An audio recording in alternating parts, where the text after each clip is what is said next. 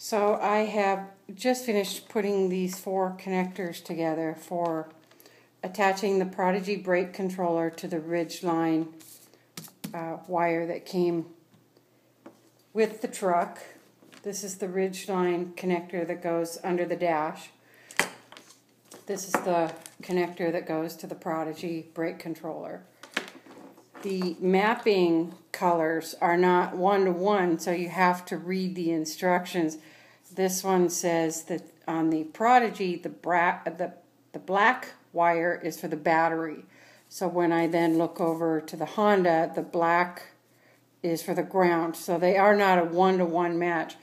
So I matched the black for the battery here. So I grab that one, black, that'd be this one right here. You can see the Honda wires. If you look very closely, all the Honda wires have labels. This says ground, battery, stop, and brake. So it makes it really easy when you're working on it. You don't have to keep going back and looking at the plug to see which one you're dealing with.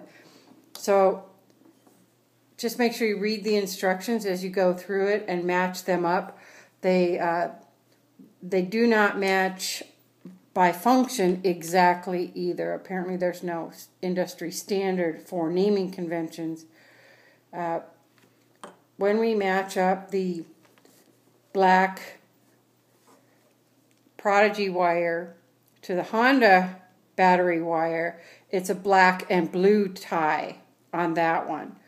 When we look at the ground, the Prodigy ground is white, the Honda ground is black, and you can verify that with these little labels. So we've got those 2 sets of wires out of the way.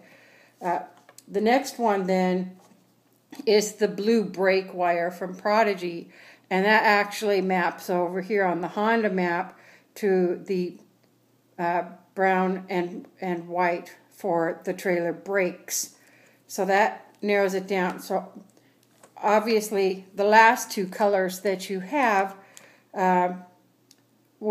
you would assume would automatically go together. On the Prodigy map, it says that red is for the stop lights, and when you look at the Honda list, it says the sky blue is the brake switch. It doesn't say anything about brake lights. But when you look very closely at the sticker that's on there, it actually says stop. It doesn't say switch.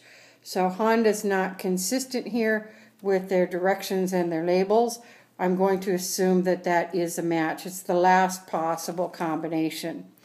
Also, you'll notice that I did not solder these, and I also did not use a butt connector, which is the 2 ways that they recommend you can do it. We did go into Denault Hardware, and we met with Bob Denault himself, and he does this a lot with trailers they use for hauling cars and also for boats. And what he recommended is that we go with these special crimp-on type clamps, because the wires are 2 different sizes. So the Prodigy wires are all thicker. They have more copper wire in them than the Honda, and he felt that this was the safest way to go. I have checked them after I put them together and clamped them shut, and I'm pulling on them strongly. I cannot get them off if I wanted to without taking a tool to them. So I feel confident that every one of these are attached firmly.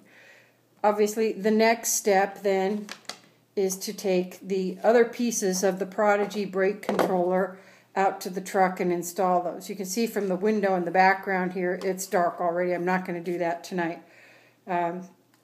So that will be our next step tomorrow in the daylight, to get that piece installed on the dash.